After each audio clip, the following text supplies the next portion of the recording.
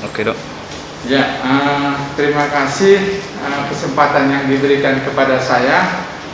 Perkenalkan, saya Dr. Bastanta Tarigan, spesialis penyakit dalam, adalah dosen dari bagian penyakit dalam Fakultas Kedokteran Universitas Metodis Indonesia. Pada hari ini, pada tanggal 18 Februari tahun 2021, kita akan memperlihatkan bagaimana melakukan skin test, ya.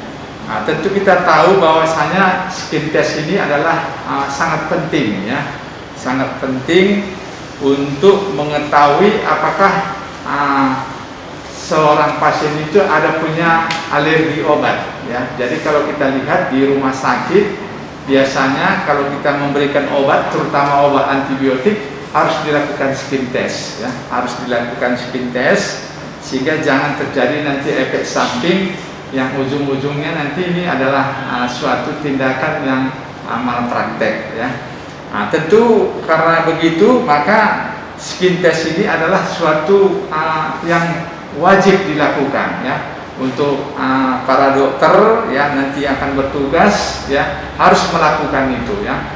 Untuk itulah maka pada hari ini kita akan melakukan bagaimana cara-cara daripada tata laksana daripada skin test itu, ya. Jadi pertama-tama kalau kita lihat di sini, ya, karena ini ada skin lab, maka ada aspek-aspek, ya, ada aspek-aspek yang harus dinilai pada checklist pada status ini, ya. Pertama memang, ya, kita harus memberikan salam dan menyambut pasien itu sambil berdiri, ya. Karena sekarang era COVID, ya, kita harus pakai protokol, ya, jaga jarak, kemudian pakai masker, ya, termasuk bukan hanya para medisnya saja, tetapi juga pasiennya juga begitu, ya. Kemudian pasien kita persilakan duduk, ya. Kemudian selanjutnya kita perlu identitas pasien ini, ya. Identitas pasien ini bagaimana namanya, umurnya, jenis kelamin, pendidikan, alamat, suku, status pernikahan dan pekerjaan, ya.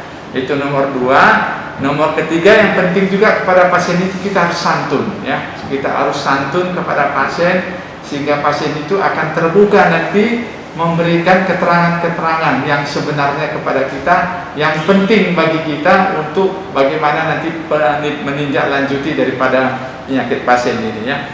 Kemudian yang keempat adalah kita perlu juga kepada pasien itu menanya riwayat penyakit terdahulu, ya. Apakah dia, kalau dia memang dia ada riwayat alergi yang kuat tentang alerginya, apakah dia memang ada penyakit asma, ya, apakah ada penyakit gatal-gatal, dermatitis, ya, atau ada penyakit-penyakit jantung, kelainan darah, ya kan, atau penyakit yang rinitis, ya, pilek-pilek yang tidak sembuh-sembuh, bersin-bersin, nah itu harus kita tanya, ya. Kemudian riwayat pemakaian obat, ya. Apa obat yang selama ini pasien ini pergunakan? Apakah obat penghilang rasa sakit, antibiotik, obat-obat perut, ya, dan sebagainya, itu harus kita tanya, ya. Kemudian juga kita tanya riwayat penyakit terdahulu pada keluarga, ya.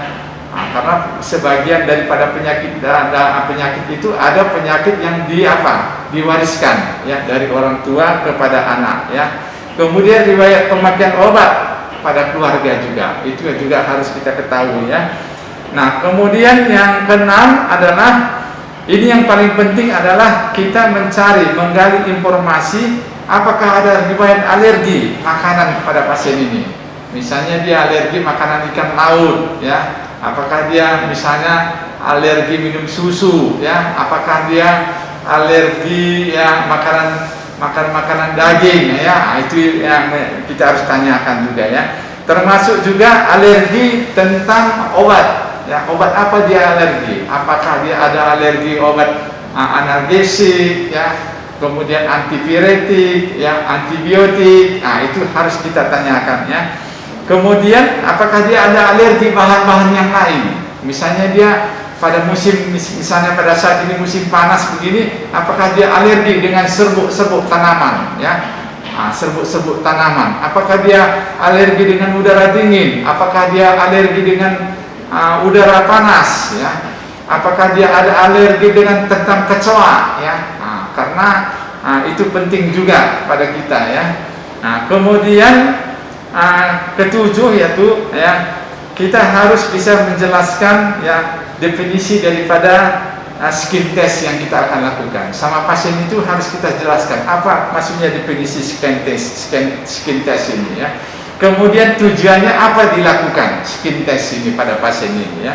Jadi kita harus ketemu sama keluarga pasien, ketemu sama pasiennya sebelum kita melakukan tindakan skin test ini ya. Kemudian kita harus menjelaskan dan mampu melaksanakan prosedur pelaksanaan skin test ya. Jadi kita sebagai medis, sebagai dokter ini harus kita mampu menjelaskan dan melakukan skin test ini ya.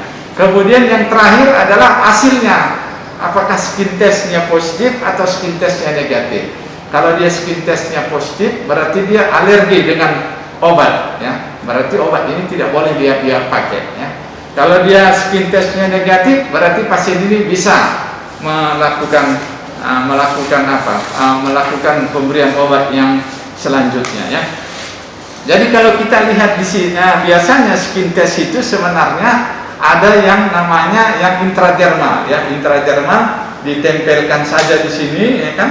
Oh berarti nanti dia timbul ya dolor kalor rubor ya, gatal-gatal ya. Ada namanya nanti tes tempel, prick test ya, itu sering di bagian kulit ya. Melihat ya apakah alergi udara dingin, udara es, apakah dia alergi dengan ikan ya, obat-obatan ya.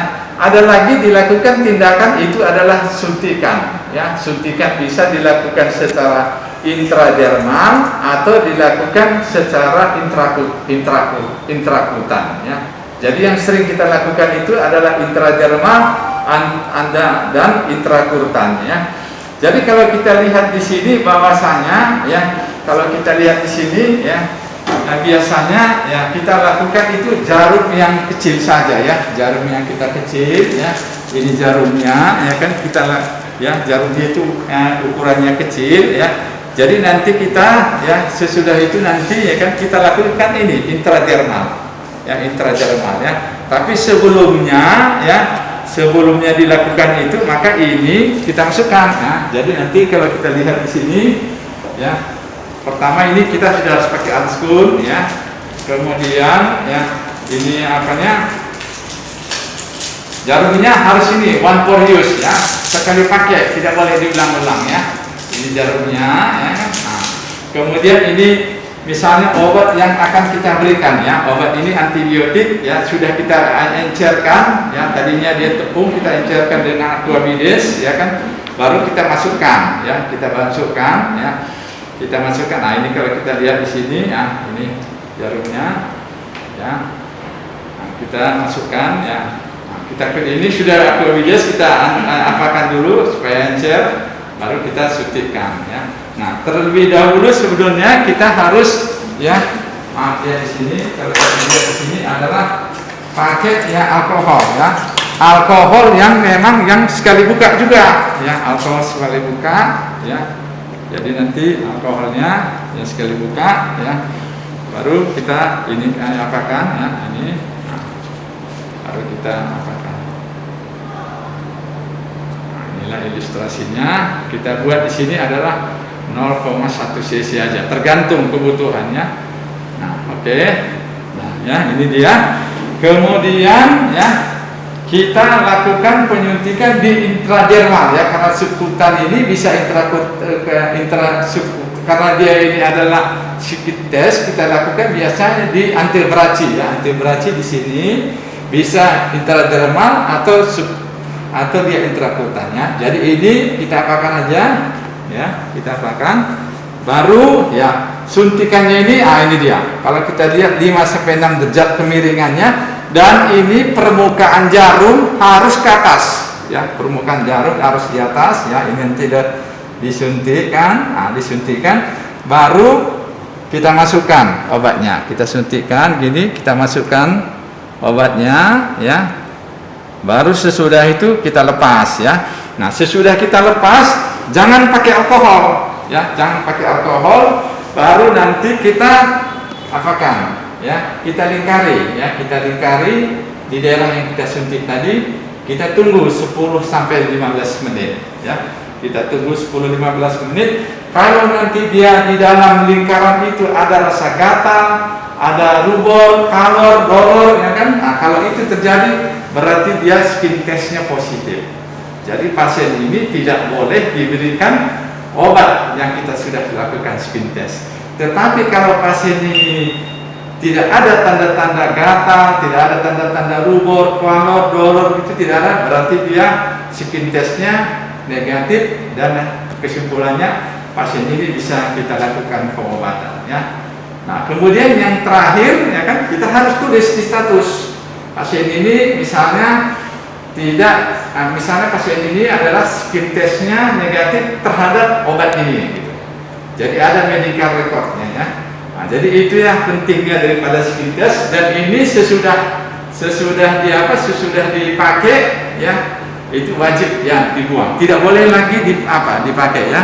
Nah, kemudian ini, ya, sesudah nanti pasien ini sudah dapat kesimpulan kita, baru kita lakukan, ya, disinfektan, baru kita bersihkan, ya kan, baru kita bersihkan lukanya, baru kita tutup dengan plester supaya steril, ya. Saya rasa itu yang bisa saya sampaikan kepada kita, ya. Dan ingat, skin test ini sederhana tapi sangat penting, ya. Sepenting bagaimana safety kepada pasien dan safety kepada kita, aman kepada kita dan aman kepada pasien, ya. Jadi kita tenang bekerja, pasien pun tenang bekerja, ya. Segala hasil ini kita informasikan kepada keluarga, baik kepada pasiennya dan kepada keluarga pasien. Dan ini, ya, rutin dilakukan di rumah sakit, di puskesmas, dimanapun, supaya jangan terjadi efek-efek reaksi alergika, ya. Reaksi alergika itu bisa dermatitis, ya, sampai yang berat, misalnya terjadi SJS, Stevens-Johnson syndrome. Nah, itu yang kita takutkan, ya. Mudah-mudahan, ya, pertemuan kita pada hari ini, ya, bermanfaat, ya. Dengan demikian nanti ini kita harapkan, ya, para dokter-dokter muda nanti sudah selesai bisa melaksanakan tindakan skin test ini, ya. Skin test ini harus bisa, karena ini adalah salah satu pemeriksaan rutin yang dilakukan baik di puskesmas, baik di rumah sakit. Saya rasa itu yang bisa saya sampaikan. Terima kasih.